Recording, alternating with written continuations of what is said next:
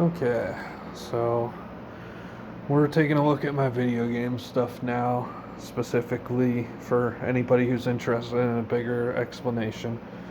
Um, this steering wheel is Thrustmaster T150. It's actually one of the lower end ones, but it's kind of at the lower end where it actually gets the job done. So it does have really good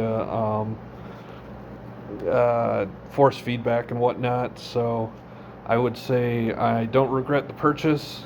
Nowadays, I would say get a more up to date one, specifically because all it comes with is a table clamp. And down here, that thingy right there, that I actually had to buy separately to. So if you buy this steering wheel, you have to buy a separate adapter in order to screw it to a actual wheel mount like this. So it ended up getting more expensive than I would have liked, but I have had this wheel for a long time, so this was available before the better alternatives, but you can do better than this nowadays. And I'd suggest putting forward the extra money. So if you ever feel like putting it on a steering wheel mount, you don't have to pay that extra or go through the trouble of ordering that extra part to be able to do that. This is actually a funky thing. Some people might be able to guess why I have that with my gaming stuff, but probably not many. One of the pointers that people gave me, and I'm going to take it to heart, is I had said that I play all my VR games seated. I'm thinking about trying it without being seated, and what I heard was if you have like a small not a carpet, whatever it is. My words are failing me, but if you have a small one of those, and it has something like this that you can feel, basically you can have a sort of anchor point where you can tell if you step off of that. Because if I step off of that onto this, I'll be able to tell the difference. So if I start wandering from the center point, I'll know. So that's I guess one interesting thing that you can get from this video if you didn't know that. Then in the corner, that's just my internet modem, whatnot. As for this, like I said, PSVR 2 and PSVR 1. Unfortunately, the sadness is, you see that? That's sadness because I actually have adhesive googly eyes that I'm going to put on this that I haven't yet. And I really should have before this video, but I just didn't. So within a couple of days, these are going to have googly eyes on them. I got them for both of them, so that's good. As for this right here, these are JBL headphones. I got them on a really good sale, but I kind of regret buying them. I'll probably replace them eventually. From what I hear, if you use the drivers that go with them, they're really good on PC, but the drivers do not work on console because the drivers make it so it's actually surround sound. The fact that that doesn't work on console just makes them just kind of average headphones, but I got them at a low enough price that I just kept them just because they're better than earbuds. And of course, this is important for gaming. I have a leather fedora, so if I ever need a fedora while gaming, I have that available. This I would also recommend to all gamers. Actually, I don't really like the word gamers. I like game players, but whatever. And that is this, a leave me alone hat. So if anybody's giving you shit, then you can just put this on. I just realized that I potty mouthed. Oh well. We'll do one potty mouth because I got through the whole other video without it.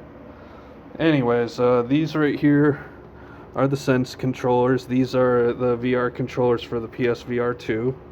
So those are a thing. I guess I don't have many other headsets, but from what I heard, those are basically the best VR controllers on the market. Now Sony just has to up their game and actually get games for the system. I'm kind of not happy about the fact that Gran Turismo is literally the only racing game on there right now, other than like a kart racer. So if they could up their game for that, I would really appreciate it. This is an aim controller for the PSVR 1. That is USB keyboard. There's a couple of, like, keyboard only games, and it's nice for chatting also. That is, it's almost like a PS Move nunchuck controller. So that basically hardly anyone probably will recognize or know, and it's only supported by like a game or two. The only reason I keep this one is I happen to have it, and also on PSVR 1 there's a tennis game that supports it, so why not just hang on to it? Right there next to it, that is a USB microphone. I tested that on my PS5 and that works, and that's pretty high quality. I've had that since the PS2, so that has seen many a karaoke revolution session. And then as for consoles, I got the Wii U there. This right here has some games on it, such as Fatal Frame for it. That I was really wondering if that was going to work or not, because this is basically a tablet, and all my stuff has been in storage for just way too long. So when I pulled it out, if something like that has like its own battery, if the battery goes bad and you can't replace it, that's a big problem. But fortunately, I turned this on and it all worked just fine. Seems like it's going to pull through. Down here, got myself an Xbox 360 because that's good stuff.